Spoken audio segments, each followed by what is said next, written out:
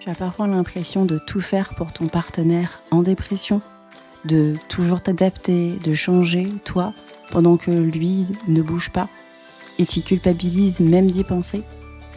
Dans cet épisode, on va parler de cette suradaptation dans le couple. Pourquoi elle s'installe et surtout pourquoi tu n'es pas en train de mal faire. Alors c'est parti pour l'épisode du jour. Hey, bonjour à tous et bienvenue. Vous écoutez Raconte-moi ta dépression, c'est le podcast dont vous avez besoin pour gérer au mieux la vôtre et celle de votre proche. Moi, c'est Manuela et je suis coach pour dépressifs et pour proches de dépressifs. Après dépression, rechute et tout ce qui va avec, j'ai décidé de faire en sorte de pouvoir apporter aux personnes qui en souffrent directement ou indirectement je dis bien tous les conseils que j'aurais aimé avoir pour mieux gérer la mienne. D'ailleurs, n'écoute surtout pas la voix de la dépression et ne pense même pas un seul instant que tu ne puisses pas t'en sortir. Vois cet épisode comme une conversation chaleureuse avec une amie qui n'a qu'une seule envie, t'aider face à ta dépression. Tu es perdu, tu ne sais plus comment faire, la dépression de ton proche commence à te dépasser, et bien toi aussi, tu es au bon endroit. Je te proposerai, cher proche, des conseils concrets pour l'entourage des dépressifs afin d'être une aide réelle et non une aide destructrice. Chaque mercredi pour les proches des dépressifs et chaque vendredi pour les dépressifs, ici, je te partage tous les conseils dont tu as besoin pour retrouver joie, motivation et savoir-faire. Alors, tu t'installes confortablement, tu prends une petite boisson chaude et un plaid, ou alors tu augmentes le son dans ta voiture et c'est parti.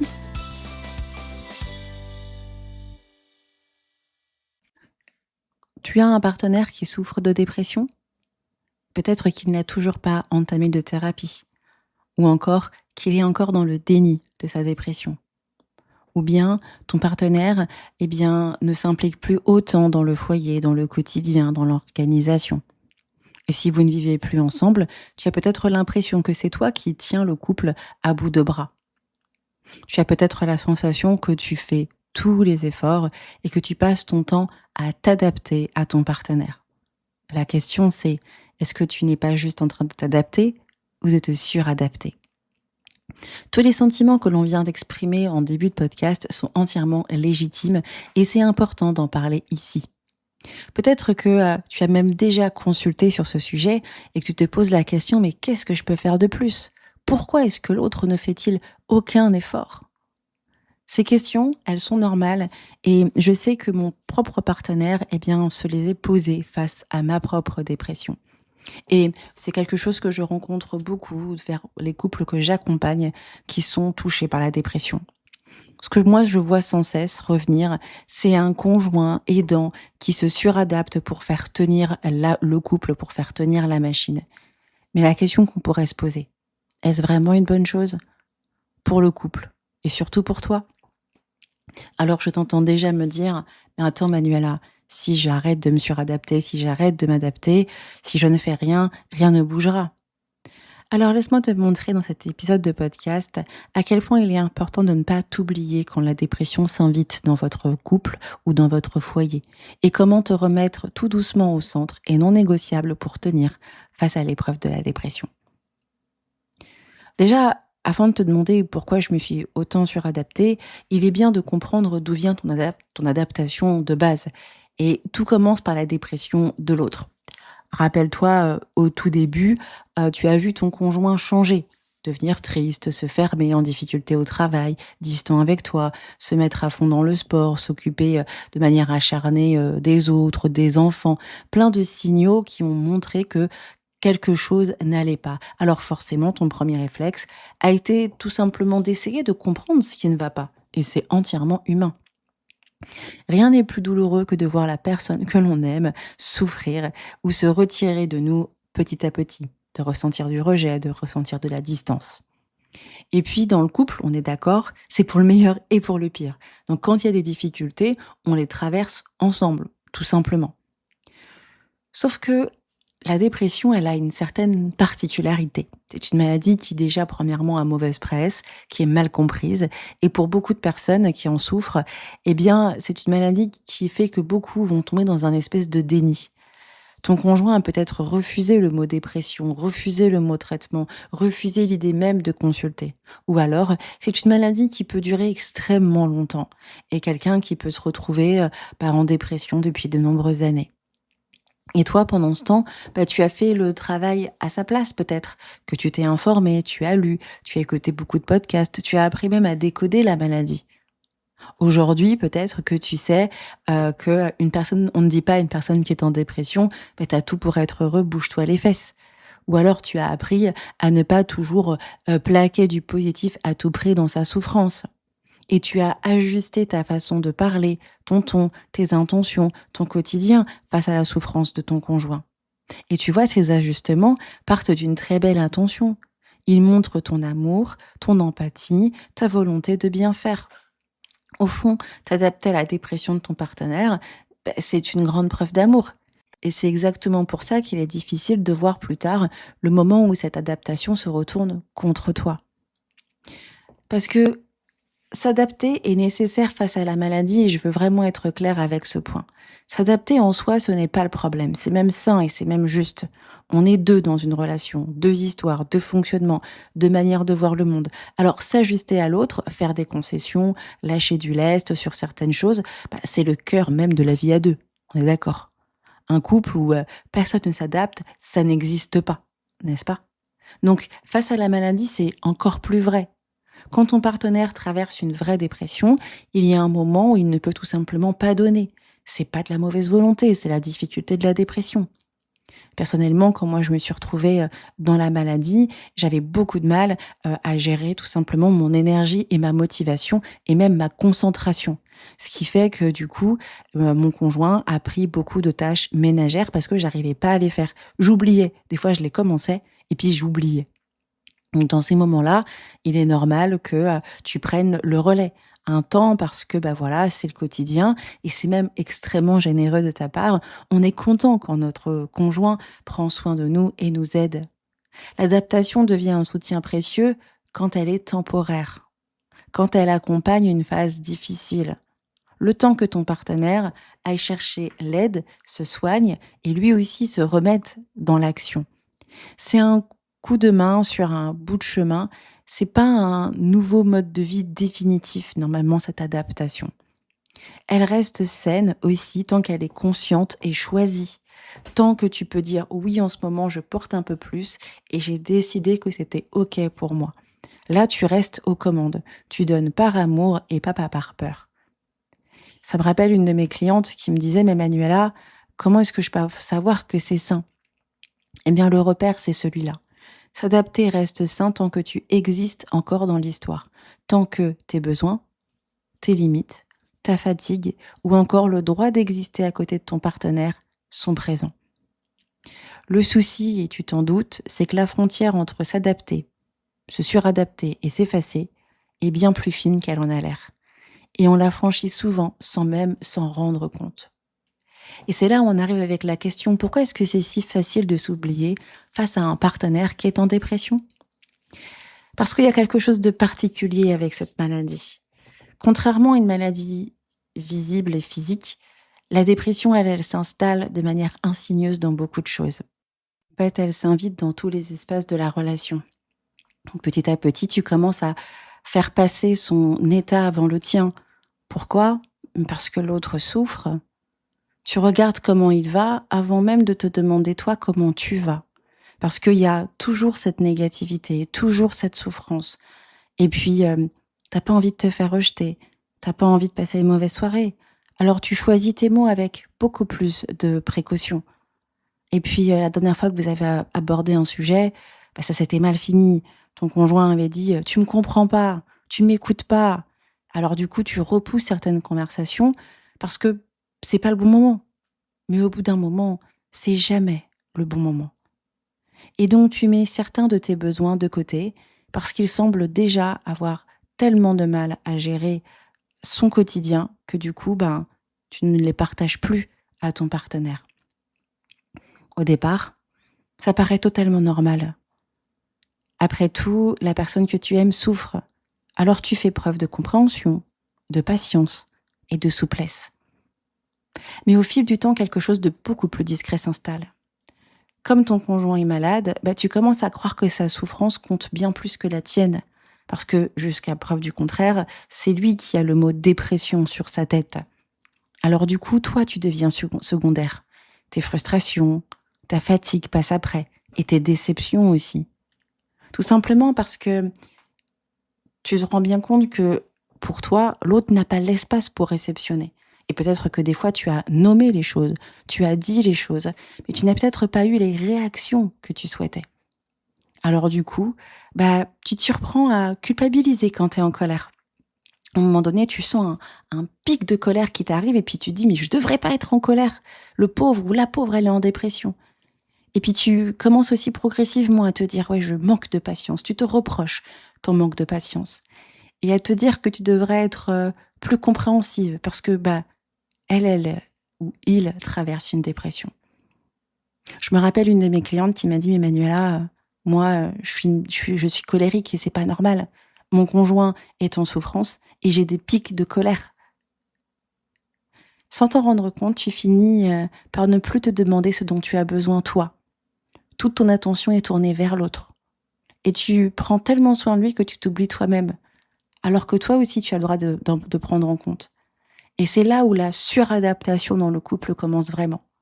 Pas parce que tu as décidé de t'effacer, mais parce que, à force de porter l'autre, tu as fini par te perdre de vue.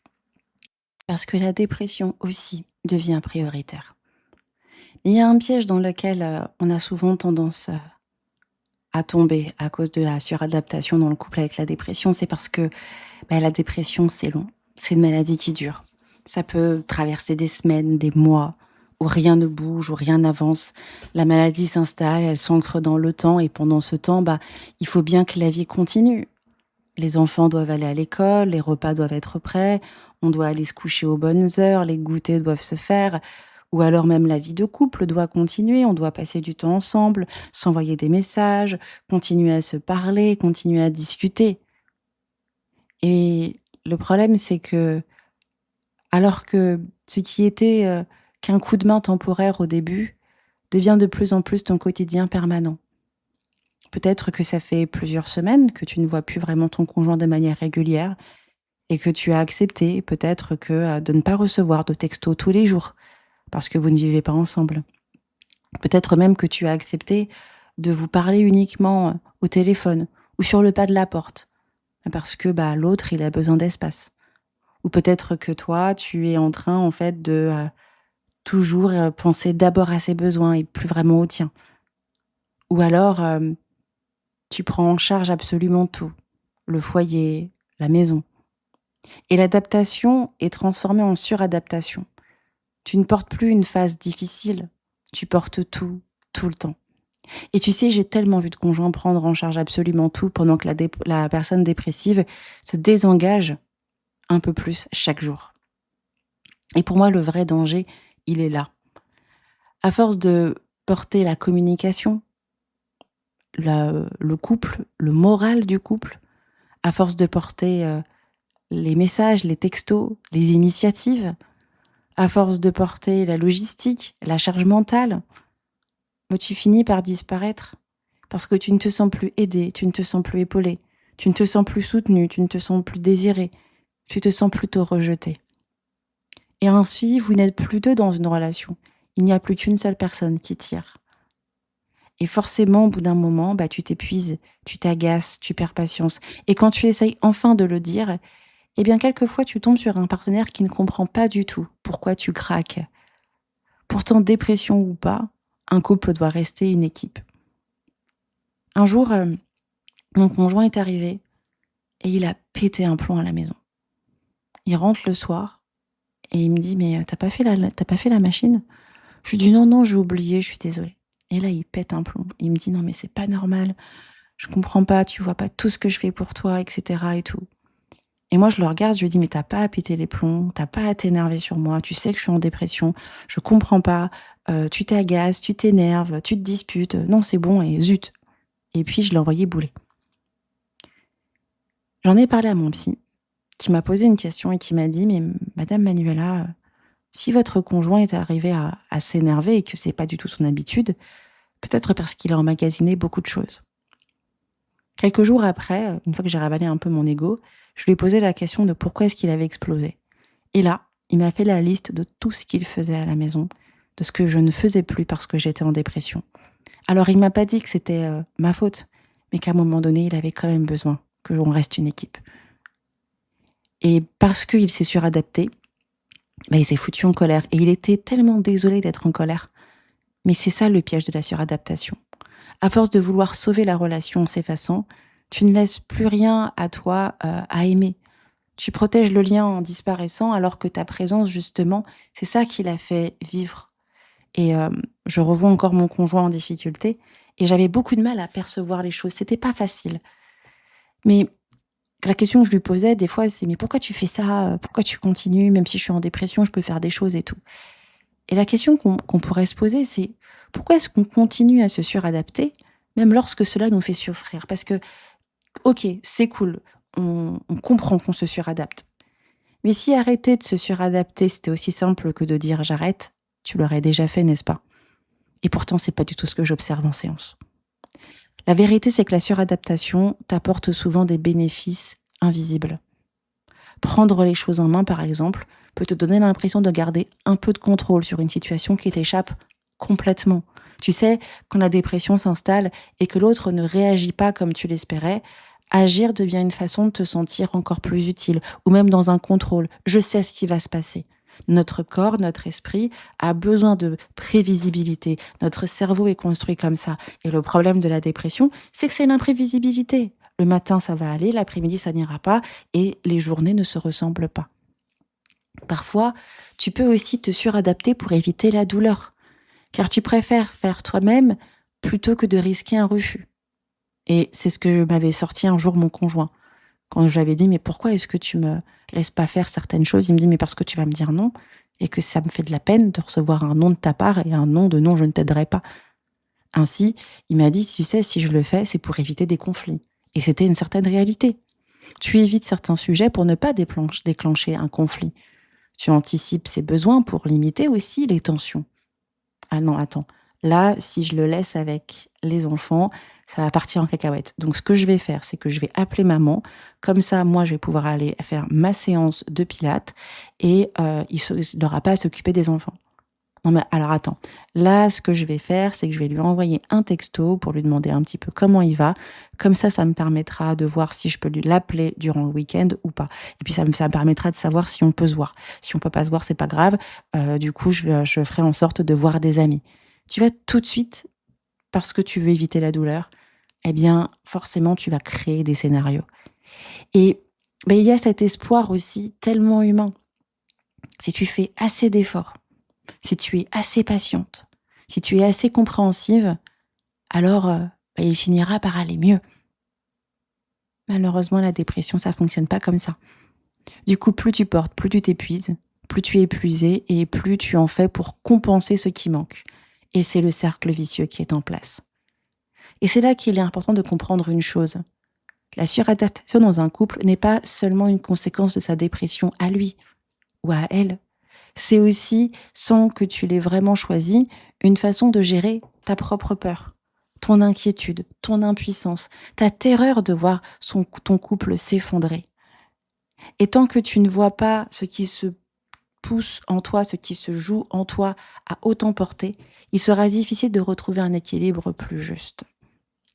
Mais que faire pour évoluer face à cette suradaptation dans le couple ?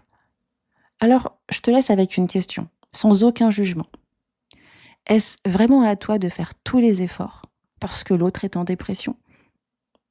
Serait-ce si grave de lui demander à lui d'en porter sa part ?